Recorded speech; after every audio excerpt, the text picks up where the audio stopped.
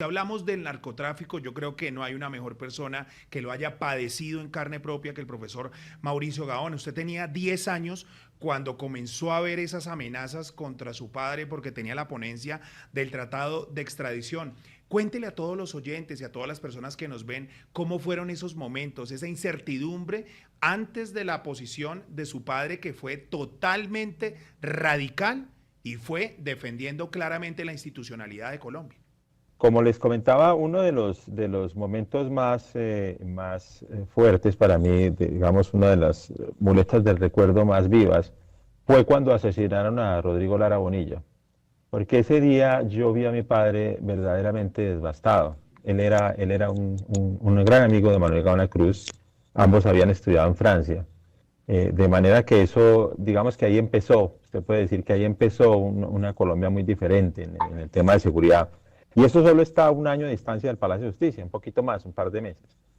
Uh, pero ahí comenzó una situación para mi padre difícil porque el gobierno de entonces dijo, después del asesinato de Rodrigo, vamos a aceptar el tema de la extradición, y entonces comenzamos con ese estudio de exequibilidad. No se aprendió la historia, y no se aprendió la historia porque se las quitaron, se las editaron, se las están borrando, la están tratando de reescribir, y los responsables de la historia jamás aceptaron su responsabilidad.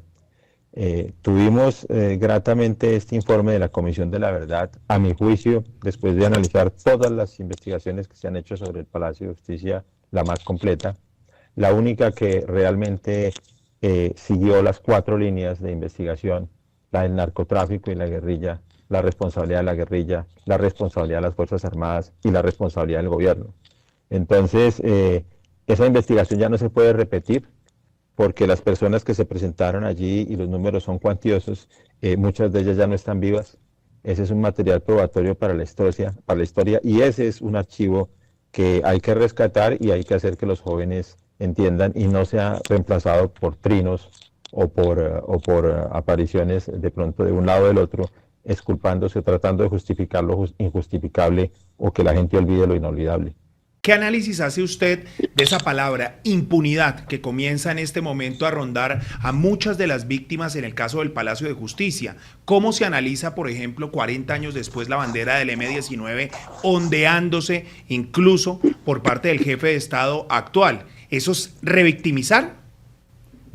Pues mire, sobre el primer punto de impunidad, hay que decir que la impunidad obviamente no es solo con los magistrados de la Sala Constitucional, que hubo civiles asesinados por todas partes, de todos los actores. Yo por eso he dicho que esto no fue una toma ni una retoma, como se ha dicho históricamente. No, esto fue un ataque al Palacio de Justicia, a la Corte Suprema de Justicia, pero también hubo un contraataque por parte del ejército, de ese mando operativo. Y los dos cometieron sus propios delitos, sus propias violaciones al derecho internacional humanitario, a los tratados de derechos humanos suscritos por Colombia, y en varios casos crímenes contra la humanidad, que se definen de varias categorías, crímenes de guerra, etcétera, pero en este caso crímenes de lesa humanidad. Mire, desde el momento en que la guerrilla entra a tomar rehenes, eso ya es una violación del derecho internacional público.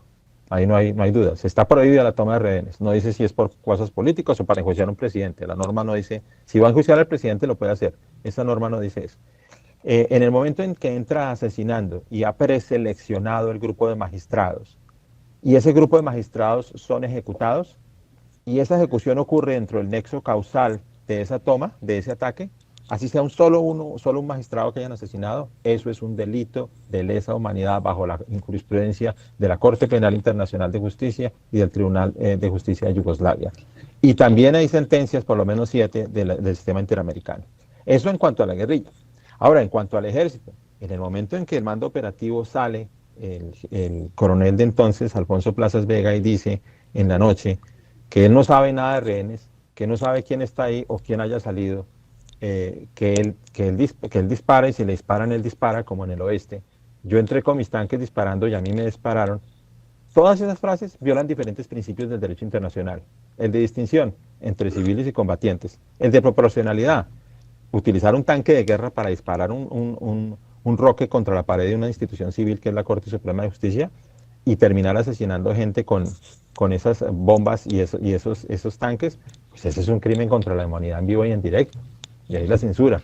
Entonces, además, cuando ellos dicen que defendieron la democracia, maestro, como dicen ellos, pues al menos que sea una democracia que no incluya los derechos humanos y las libertades más básicas de las personas, tanto los que quedaban en el baño como los que iban saliendo hacia la casa del florero, y obviamente los que desaparecieron.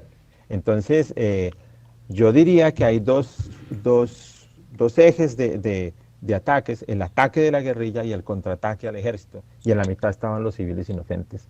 Y cuando usted no le pone cuidado a los civiles inocentes de los dos lados, pues está violando el derecho internacional. Y en cuanto a la bandera, pues básicamente una persona es la extensión de sus actos en el tiempo. Y el tiempo de este presidente ya pasó, y su lugar en la historia no se puede cambiar con trinos, ni con todos los esfuerzos que él haga. Él ya tiene un lugar en la historia. También obviamente el mando operativo lo tiene. Muchos de ellos están presos. Y ese gobierno de Belisario Betancur, esas frases irresponsables y ese vacío constitucional e institucional del poder, también tienen un lugar en la historia. Y es el mismo, es la infamia. Ese es el lugar que les corresponde y les pertenece. Y nosotros como víctimas exigimos naturalmente que haya verdad. Una verdad que nos quieren quitar y una verdad que nos quieren editar. Esa bandera no es solamente que sea un insulto, pero la tienen que interpretar por lo que es. La bandera y todo lo que dice es básicamente propaganda. No es nada más, eso no es historia, es propaganda. Es hacerle pensar a la gente que ellos no hicieron lo que hicieron.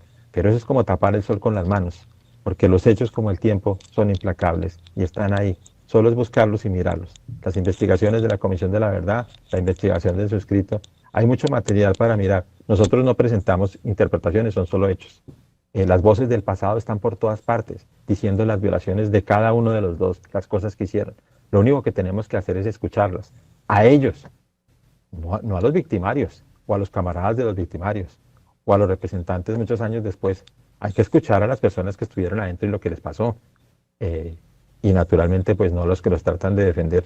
No podemos seguir revictimizando, como lo dice muy bien Felipe, a las víctimas. Profesor Gaona, ya en el ámbito personal, ¿sirvió 40 años después del sacrificio de su padre? Usted nos contaba en distintas emisiones de Noticias RCN que se llevó la ponencia de extradición debajo del brazo y que lo estaba preparando usted y a la familia para ese sacrificio que iba a hacer por Colombia. ¿Ese sacrificio valió la pena 40 años después? Pues yo quisiera decirle que sí, pero están asesinando otra vez candidatos presidenciales. Colombia no está muy lejos de llegar a un narcoestado. La justicia se está negociando. La constitución, la constitución ahora es un elemento inconveniente para el gobierno que se trata de cambiar simplemente para ajustar ambiciones políticas con excusas. No, el Estado de Derecho de Colombia está muy mal. Está en una de sus peores crisis, está en uno de sus peores momentos. Y si ese sacrificio se mide por el beneficio para el país en el tiempo, pues no se dio.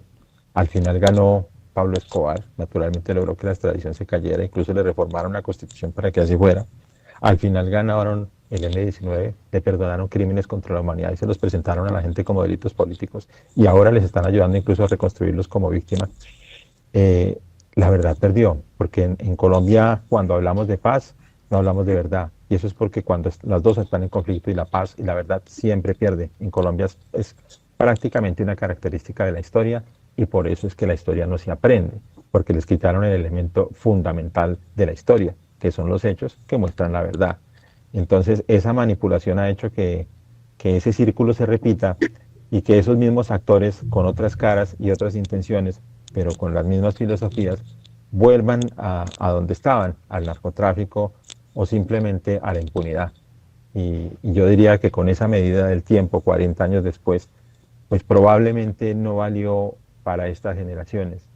Aún queda la oportunidad que la generación futura aprenda la historia, pero para eso tendrían que escuchar ese sacrificio, ver ese sacrificio en su verdadera dimensión y escuchar las voces del pasado, no quienes están tratando de contarle lo que nunca ocurrió y mucho menos de justificar lo que es injustificable.